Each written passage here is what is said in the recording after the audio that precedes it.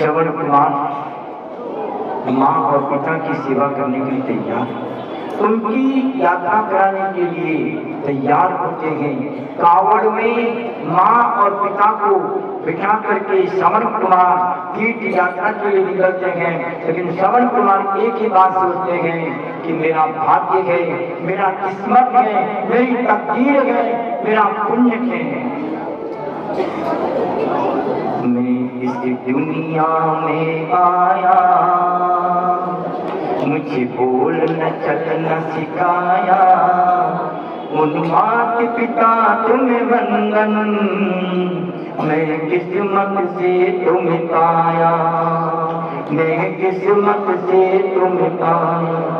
मैं इस दुनिया में आया, मैं इस दुनिया में आया, मुझे बोलना चलना सिखाया, ओ मात पिता तुम्हें वंदन, मैं किस्मत से तुम्हें पाया, मैं किस्मत से तुम्हें पाया। मैं इस दुनिया में आया, मुझे बोलना चलना सिखाया, ओ मात पिता तुम्हें वंदन, मैं किस्मत से तुम्हें पाया, मैं किस्मत से तुम्हें पाया। ही माँ, हे पिता, मेरी किस्मत है, मेरी तकदीर है, मेरा पुण्य है कि मैं इस माँ और पिता को ताड़ बिठा करके उसको मैं तीर्थ यात्रा कराऊं। लेकिन अगर आज के श्रवण कुमार होते तो अपने माँ पिता को वृद्धाश्रम में भेज देते। कौन करेगा माँ बाप की सेवा? कौन ले जाएगा मंदिर माँ बाप को? माँ बाप को कौन ले जाएगा मंदिर? कौन कराएगा गुरु का दर्शन? लाखों में कोई एक होगा जो श्रवण कुमार बन सकता है, हर व्यक्ति श्रवण कुमार नहीं बन सकता। इसलिए जीवन में याद रखना कि सबसे पहले माँ, सुनो, माँ बड़ी होती है। माँ का हृदय बहुत कोमल हुआ करता है। माँ का हृदय इतना कोमल हुआ करता है कि माँ स्वयं अपने बच्चे को सूखे में सुलाएगी और माँ स्वयं गिले में सोएगी। माँ का हृदय, माँ के हृदय को कभी टुटाना नहीं, माँ की आत्मा को कभी कभी ठोस देना नहीं। इसलिए कहा है, हर बात भुला दो जीवन में, ये बात भुलाओ ना, जीवन देने वाली माँ का दिल कभी दुखाओ ना, दिल कभी दुखाओ ना। हर बात भुला दो जीवन में, ये बात भुलाओ ना, जीवन देने वाली माँ का दिल कभी दुखाओ ना। कि माँ ममता की कहानी कहते हैं वेद पुराण, हे माँ ममता की कहानी कहते हैं वेद पुराण। हर बात भुला दो जीवन में, ये बात भुलाओ ना, जीवन देने वाली माँ का दिल कभी दुखाओ ना। एक बेटा है, एक युवक है, देखिए माँ का हृदय कितना कोमल हुआ करता है, कितना कोमल हुआ करता है। एक नवयुवक एक वैश्या के जाल में फंस गया, एक नवयुवक वैश्यागामी हो गया और वैश्या ने सारी संपत्ति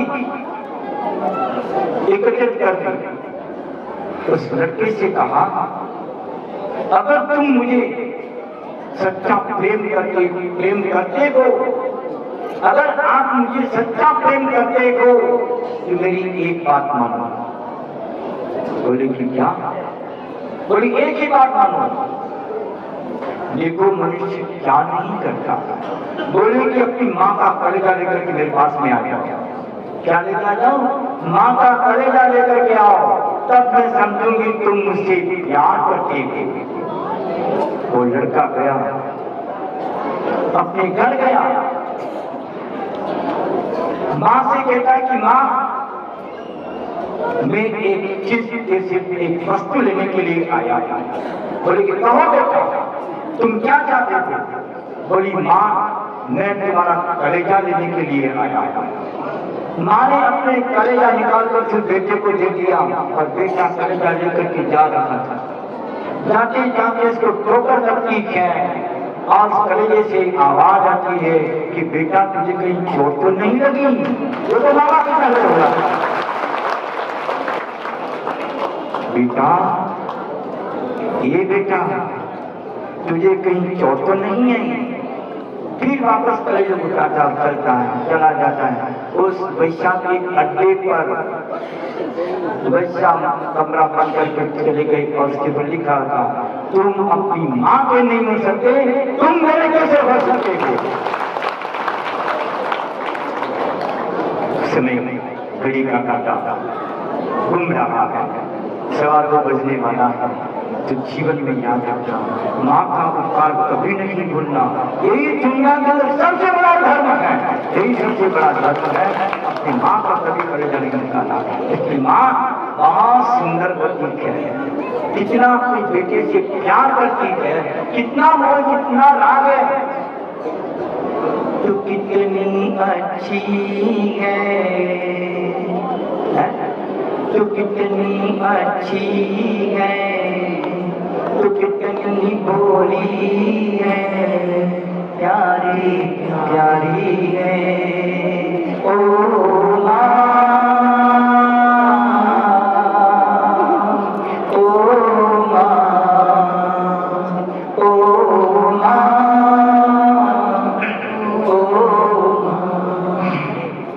तो कितनी अच्छी है, तो कितनी भोली है, प्यारी प्यारी है। ओ माँ,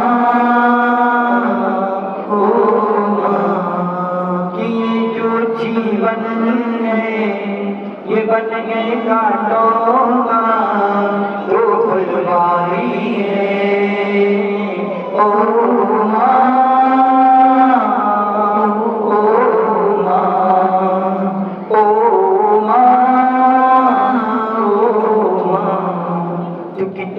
अच्छी है, तो कितनी भोली है, प्यारी प्यारी है। ओ माँ, ओ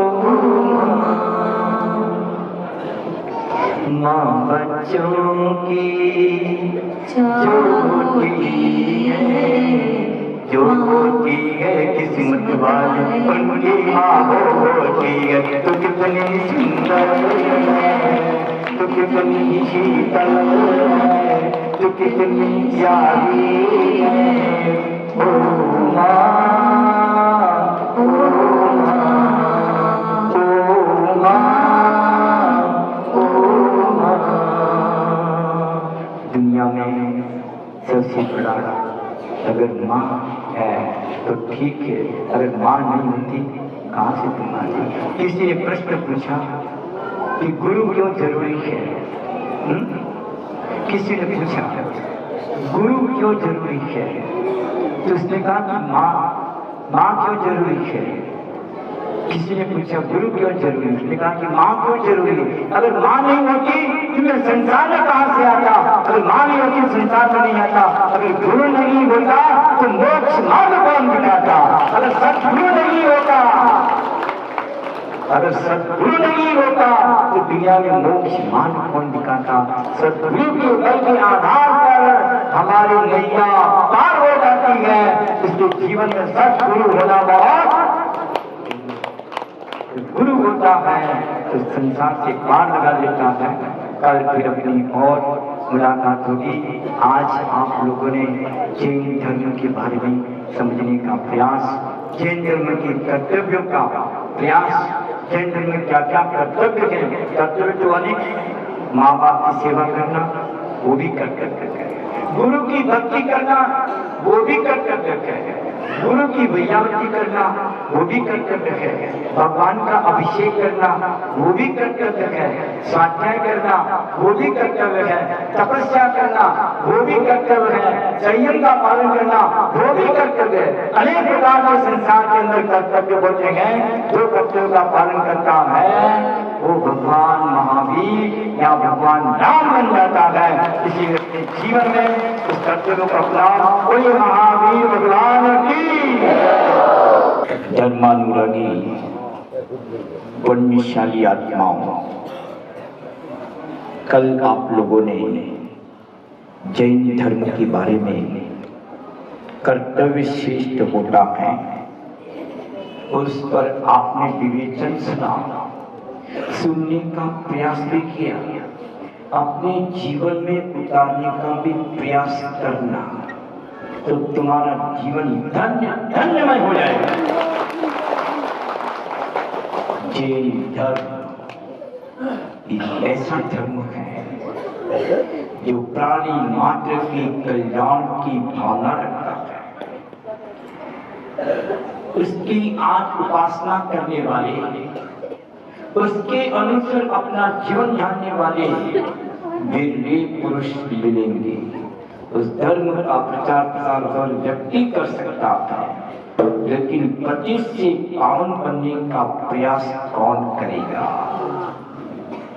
मैं पति हूँ और मुझे पावन बनना है।